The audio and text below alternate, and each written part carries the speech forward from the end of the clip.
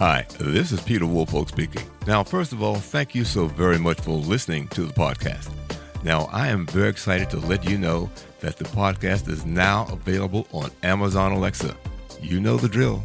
Simply say, Alexa, play Public Relations Review Podcast, and she'll take it from there. And again, thank you for listening. And if you enjoy the program, please become a subscriber. Now, on to the podcast. Welcome. This is the Public Relations Review Podcast, a program to discuss the many facets of public relations with seasoned professionals, educators, authors, and others. Now, here is your host, Peter Woolfolk. Welcome to the Public Relations Review Podcast and to our listeners all across America and around the world. By now, we all know that the composition of the U.S. population is changing. And as PR and marketing people, we need to understand this growth and how to best reach the market and these varying population segments. Now, according to Pew Research, the nation's Asian population rose to 22.4 million in 2019. Asians now make up about 7% of the U.S. population. Now, there are about 20 different Asian groups in America. In America, Chinese Americans are the largest Asian group, making up 24% of the population at about 5.4 million. The next two largest groups are Indian Americans, who account for 21%, or about 4.6 million, and Filipinos, who account for 19% at 4.2 million. Now, in descending order are Vietnamese at 2.2 million, Koreans at 1.9 million, and Japanese at 1.5 million population. The other groups account for 12% of the U.S. Asian population, totaling about 2.7 million. So why is this important? My guest today can answer that question in detail and what you absolutely must know before you can penetrate the Asian American market. So joining me today from Dublin, California is Dr. Michael Soon Lee, president of EthnoConnect. Now, EthnoConnect provides seminars, training, consulting, and coaching on how to sell more products and services to Asian Americans. He has been a college professor, the marketing director for the state of California, and a producer for ABC Television Network. He has written numerous books and has spoken on this matter around the world, and now he's on our podcast. Michael, thank you so much for joining us today. It's my pleasure, Peter. Thank you for having me. Well, now that I've read that introduction, why is it, and what is the number one reason that we should want to market to the Asian American community? Well, Peter, as you mentioned, Asians are growing rapidly, 7% of the U.S. population, and growing rapidly. But the main reason is Asians in America have the highest median income. In 2020, the Asian average median income was $94,900 compared to white, non-Hispanic at about $75,000, Hispanics at $55,000, and blacks at about $46,000. So you're talking about a rapidly growing and very high income group. They have money to buy, Peter. Well, that certainly causes you to pay attention. So now you also say that there are some absolute differences that one must learn about the Asian groups before they can be attracted to marketing efforts. So let's go down that list of what those absolutes are. Well, I think, as you mentioned early on, Peter, the first thing you've got to understand is Asians are not one big happy family. You mentioned the fact that there are Chinese as the largest group, then you have Asian Indians and Filipinos, and all of the 20-plus groups are very, very different. They all have different languages, different foods, different religions, you name it, they are very different. In fact, they don't all get along. My mother, when I was in high school and beginning to date, she said, "Don't you ever bring a Japanese girl into this house." And I said, "Mom, we're Chinese. Japanese look just like us." And she said, "Absolutely not. No, they don't." And during World War II, the Japanese were very cruel to the Chinese. Don't you ever bring a Japanese girl into this house.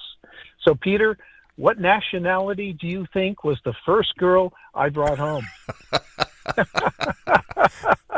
She was Japanese. Mm-hmm. But, we are very different groups. So as I mentioned, just for example, Asians in general have the highest median income, but we also have the highest poverty rates amongst, for example, the Bhutanese, which are Southeast Asians.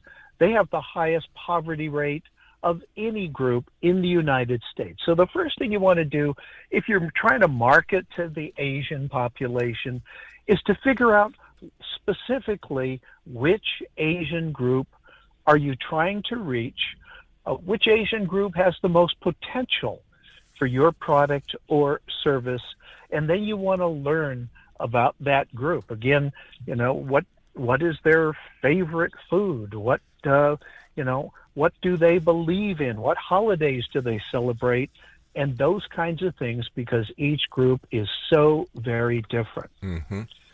Well, but one of the things we've got to understand when we're marketing is, unfortunately, in the first 30 seconds, most untrained marketers and salespeople who are trying to reach the Asian community or the Asian market is that, unfortunately, in the first 30 seconds, if you're not trained, you will unintentionally insult an Asian customer at least 3 times in the first 30 seconds.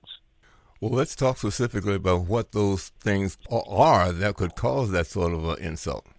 Well, it depends on whether you're meeting them in person or you're marketing to them through the media. But let's just take, if you're meeting someone for the first time in a store, on their doorstep as a salesperson, what's the first thing we're taught to do as salespeople, Peter? Basically, extend your hand and say hello.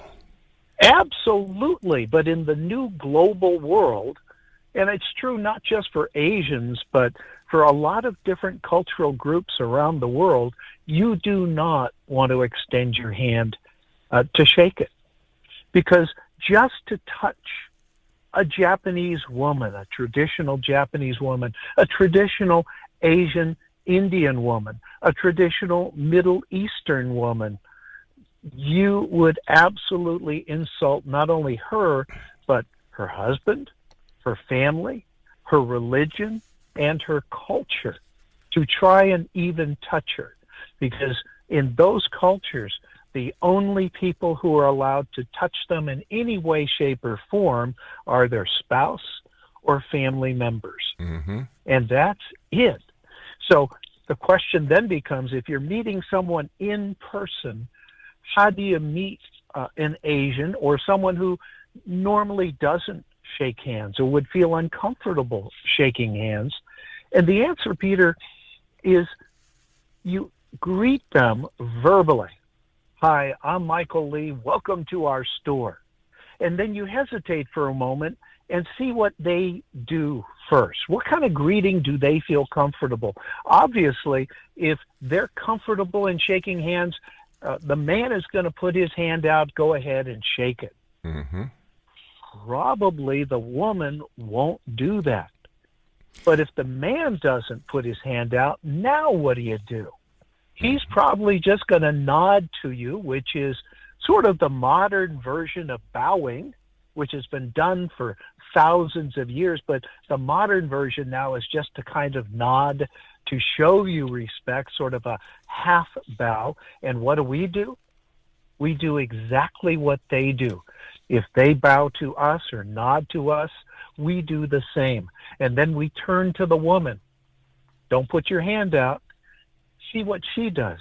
Mm-hmm. She will most likely bow to you or nod to you, and you just do the same.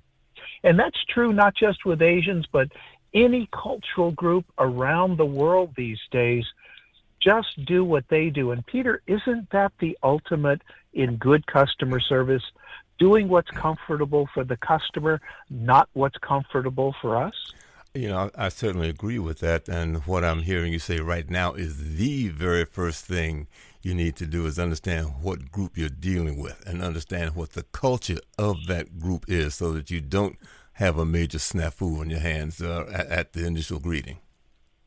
Yeah, and actually, you don't need to know anything about culture.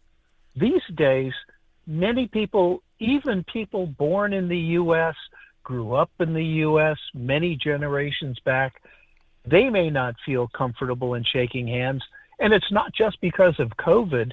A lot of folks in the South, they don't feel comfortable in shaking hands. They would prefer just to, again, just nod at you or smile at you. Mm-hmm. So how do you know how anybody wants to be greeted these days? Instead of assuming, just introduce yourself and observe and see what they do first, Okay. and then just do the same. Mm-hmm. Watch and observe. Watch and observe. Mm-hmm. But with Asians, one of the things you got to watch out for is eye contact. In America, Peter, what does good, strong eye contact mean to us? Confidence is certainly one of them. And honesty, too, right? Mm-hmm. And paying attention and showing respect. That's what we believe in America. But in many Asian cultures, particularly the Japanese culture, some Chinese cultures, and many Native American cultures, they don't look you in the eye out of respect for you. But for Americans, man, that is so uncomfortable. Mm-hmm. We're trying to get good, strong eye contact, and they're looking away. Just be comfortable with it and recognize this is what they are comfortable with, and just do the same. Mm-hmm. Just look down, look away wherever they're looking, but just don't try to get eye contact, because they can feel you try to look at them, and it's going to make them feel very uncomfortable. And that could actually ruin your whole relationship from the beginning. If you don't give them the same level of eye contact they give you, or if you try and shake their hand and they don't want it, again, you're going to be trying to recover from that for I don't know how long, but it could really make your relationship very uncomfortable from the very start. Mm-hmm. You know, this is some very, very important information. So let's keep on with this, because, as I said, I had no idea, and I'm sure most of our listeners don't. So let's keep going with some of the other things we need to be aware of. Well, personal space is very personal to us. And in America, we like to stand about 2.5 to 3 feet apart when we're talking to someone we're not really very familiar with yet. And so in America, we shake hands, we drop our hands, we're standing about 2.5 feet apart, and that tends to be our comfortable personal space distance. But in many Asian cultures, they are much more formal. The Japanese people will nod or bow to you, and then they will take a step back because they like a lot of personal space. In fact, Japanese probably want the most personal space of any group in the world. The problem with that is, for an American, when a Japanese person steps back into a more comfortable personal space for them, that's now like the Grand Canyon to us. Mm-hmm. So what do you think, Peter, is our natural tendency when a space opens up like that and that's not comfortable for us? What do we do? Something tells me we might want to step closer to them. Absolutely. That's more comfortable for us. Mm-hmm. But then that violates the Japanese person's personal space. So now what do, Peter? Shift into reverse again. Huh? They step back, we All step right. forward, we chase them all over the room. Mm-hmm. And do you think that's comfortable for the Japanese person? Probably not very, very. Why are you Mm-hmm. following me? I want more personal space. You keep, what we would consider in America close talking. Mm-hmm. And we hate that. And the Japanese hate people that close up their personal space as well. And it's a funny thing to kind of watch at a party or a networking meeting. You'll watch a Japanese person slowly backing up away from the hors d'oeuvre table, and all of a sudden, the American will follow them, and eventually they'll be 15 feet away against a wall. It's hilarious, and yet it's somewhat sad, because you can see that relationship is not going anywhere. Well, let me ask a quick question then, because is there a difference in these cultures depending upon the age of the person we're talking about? Because we've got a lot of, let's say, Japanese students that are here going to school and so forth and so on, and maybe just out of school. How do they observe those cultural differences there? Well, it's not necessarily age, Peter. It's what generation are you dealing with? Okay. So the first generation of any group, Asian, Hispanic, Black, it doesn't matter. The first generation who comes to the United States is the first generation. And they're the ones that have the most beliefs, and we should talk about cultural beliefs in a minute, but they're the ones that are the most uncomfortable with the American culture, the English language, and they're the ones that are most sensitive to these cultural differences. The second generation are the first generation to be born in the United States. These are Americans, and they tend to be bilingual because they learn the language of their ancestors from their parents, but they also learn English in the school, so they tend to make good interpreters, but they tend to have less of the beliefs and the cultural attributes of their parents, the first generation. The next generation are the children of the people born here, so they are third generation and beyond. So as you become acculturated to the United States, you have less and less of these cultural beliefs and affects. But when that goes away, nobody knows, because culture runs very, very deep. In the old days, Peter, you may remember, we were taught that when immigrants come to the United States, it was like a melting pot. And we all contributed our culture, but we all became Americans. We became one big stew. But today, cultures tend to hang on to their language and their beliefs and their food much longer. So today, we are more like a salad where you can see all the wonderful ingredients and it's a wonderful meal, but you can still see the tomatoes and the carrots and the individual components, but it all comes together to make a really delicious meal.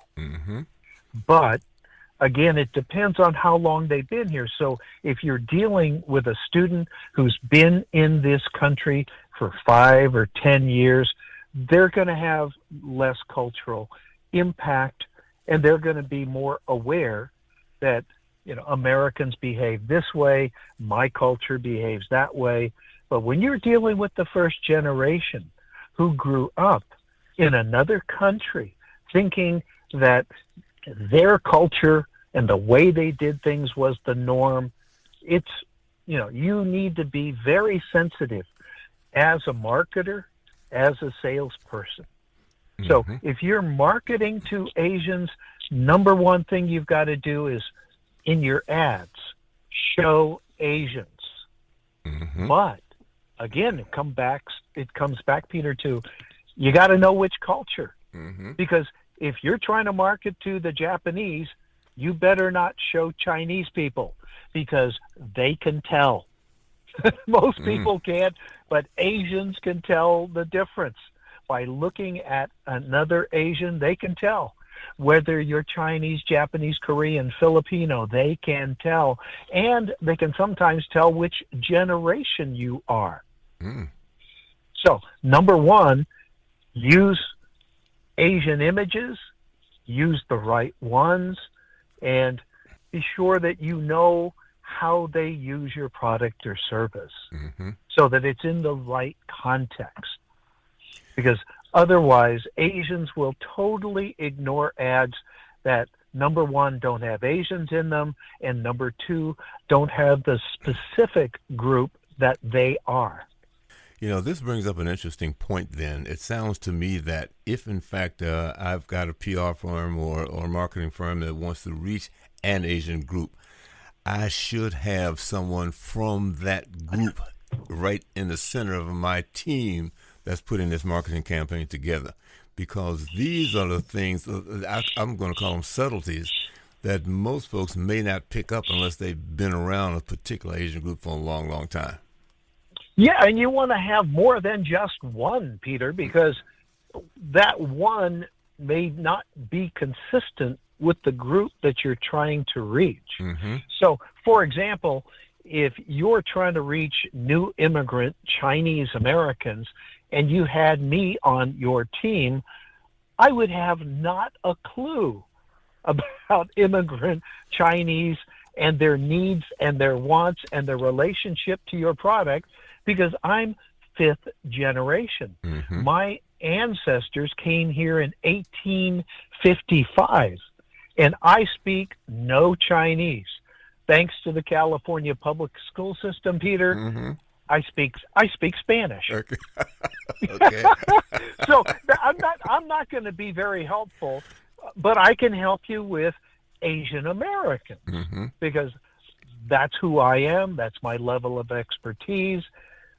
So you've got to be very, very careful and recognize that amongst Asians, there can be different dialects of different languages. If you're trying to do a print ad, if you're trying to do voiceover that has Chinese in it. For example, my ancestors came from China and they all spoke Cantonese. But the new immigrants these days coming from mainland China, they almost all speak Mandarin, and they're not very compatible. Mm-hmm. So you've got to know specifically, and there are village dialects of Mandarin. It just depends on who you're trying to reach.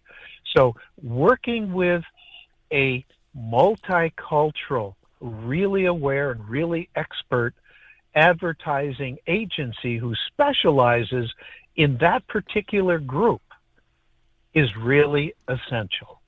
Well, that brings up, I guess, a different sort of questions in that how does one go about getting a particular Asian group to become brand loyal or appreciate the quality of a particular product? How do you go about suggesting that happen? Well, the first thing you've got to do is think long term. The United States, our culture's, 250 years old approximately. But when you're dealing with Asian cultures, some of them are thousands of years old. Mm-hmm. And if they see one or two ads, it has virtually no impact. If you think you're going to go to a Chinese New Year festival and have a booth and have any impact at all, I think you're mistaken. Okay. They want to see you there time and time and time again. Mm-hmm. They want to see your ad over and over in different ways, in different media, because they want to know that you're not just after their money, that you're here to support their community, and that you do want to understand and you do want to help them with your product or service. So you've got to think long term. You've got to have a budget planned out for years, not just an annual budget. You have to have a decade-long budget or longer if you're going to have any impact at all. Mm-hmm. And I think a lot of our advertisers and advertising agencies think, they're going to do a Super Bowl ad and they're going to have all of this impact. Doesn't work for the Asian community in particular. And so think long term. So this is part of, I guess I would call it building brand loyalty, in that you've got to be in front of these groups for some extended period of time, as you said, more than just once or twice. Absolutely. And then you've got to understand what's important to the Asian community. And obviously, we're not trying to lump everybody together, but in general, Asians really appreciate quality because they want something that's going to last. Again, long-term culture. They want, if you look at, for example, the vehicles that they drive, they will pay extra for something that has longevity, that is reliable. Asians generally are not very handy. They're not mechanical. They don't want to spend their time taking the vehicle in and having it serviced, just as an example. They want something that will last, and they're willing to pay for it. So how does one, let's say, images, are there any particular images that they respond to, or words that they respond to in collaboration with developing your sales pitches? Well, again, what's important to Asians? The number one thing that's important to Asians in general is family. They are a very high context culture, which means the group is more important than the individual.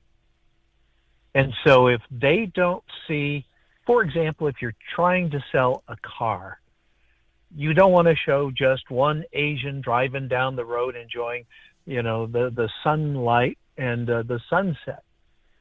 You want to show a family having fun, out having a picnic, doing things as a group. The word family is important. The image of family is important. That is number one. Whereas in America, we are a very low context culture, and one is not better than the other. They're just different. But in low context cultures, we are proud to be individuals. You could never in Asia sell one of those foam fingers that you buy at the stadium at a ball game that says, we are number one, Peter. You can't give those away in Asia because they aren't number one. The family is number one. And so it's a different mindset. And it's hard for an American company, an advertising company, an advertiser to get out of the American mindset of just driving down the road and one person in a car. That would be an anathema to an Asian because, again, they're very frugal and they're very brand loyal, but it takes a long time to build brand loyalty over and over again. But once you've got them, it's worth it because not only are they brand loyal, they will tell their friends and family. Because in Asia, they don't really, a low context culture, we rely on advertising. High context cultures, they rely on word of mouth. And that word of mouth is crucial. But once you've got it, once you've built it, you got them for a lifetime. But it's worth it. Well, let me ask you, because one of the things that has become popular around here, of course, are influencers.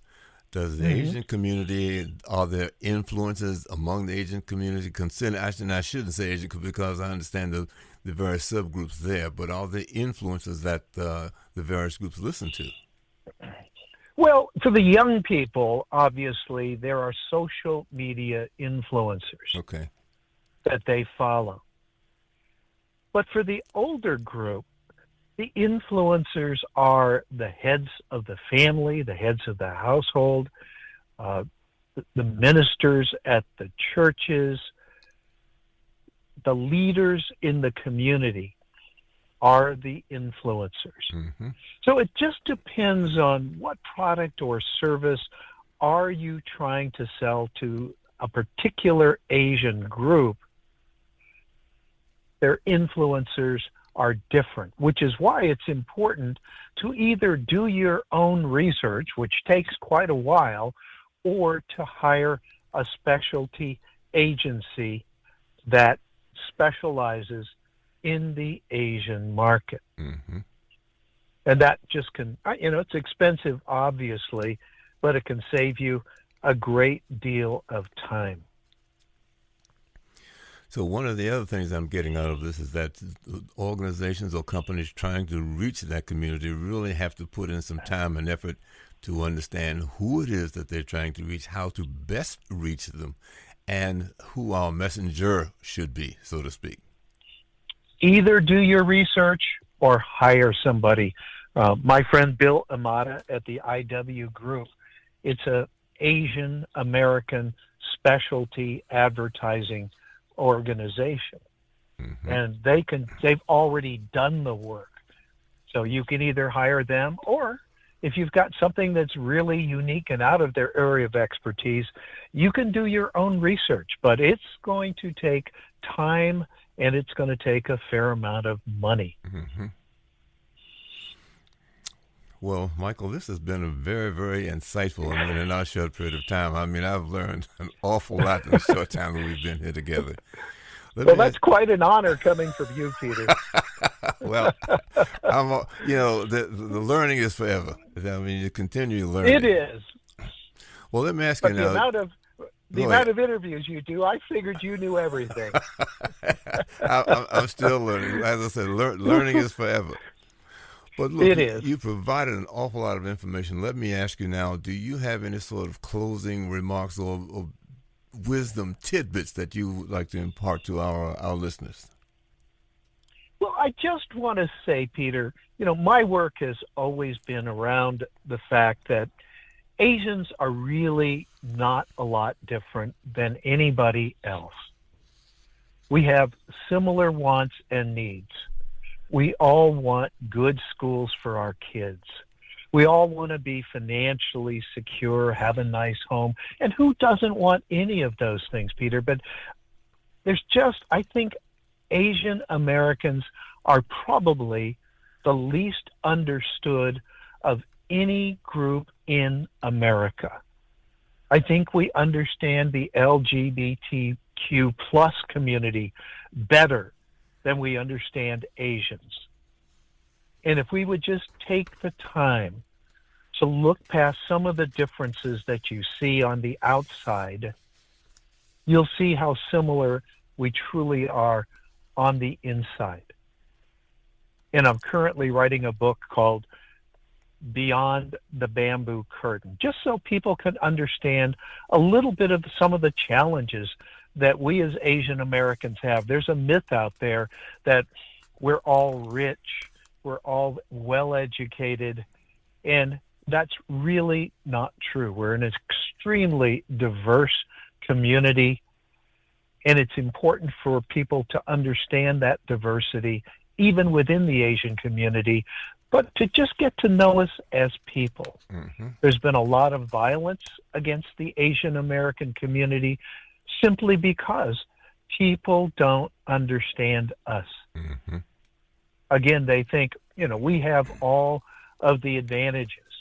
Well, we don't. We've been discriminated since the first day we arrived in the United States. Mm-hmm. There have been laws that have tried to keep us out of this country, that have kept us from becoming American citizens. There have been laws that have kept us from becoming immigrants into the United States, and on and on and on it goes. It's a little different. We do have certain privileges, which I call yellow privilege, but we don't have all of the rights that are guaranteed to Americans in this country yet. And so I hope people will just take the time to get to know us as people, get to know our challenges, and, we will then get to buy from you. We will be brand loyal, but take some time to get to know us before you try to sell to us. Mm-hmm. Well, Michael, as I said, you have really provided us with a wealth of information. I'm certainly leading the parade to make that announcement. So I just Thank you, Peter. I'd like to say thank you to my guest today, Dr. Michael Soon Lee. He is the president of EthnoConnect, and he joined us today from Dublin, California. So if you've enjoyed it, please take some notes, share this information with your fellow PR folks, because this is some critical and very, very vital information. And I want to again thank Michael for joining us. And if you've enjoyed the program, please give us a great review. Oh, and by the way, don't forget to look at our updated video on YouTube at the Public Relations Review Podcast. So once again, thank you for listening and have a great day. This podcast is produced by Communication Strategies, an award-winning public relations and public affairs firm headquartered in Nashville, Tennessee. Thank you for joining us.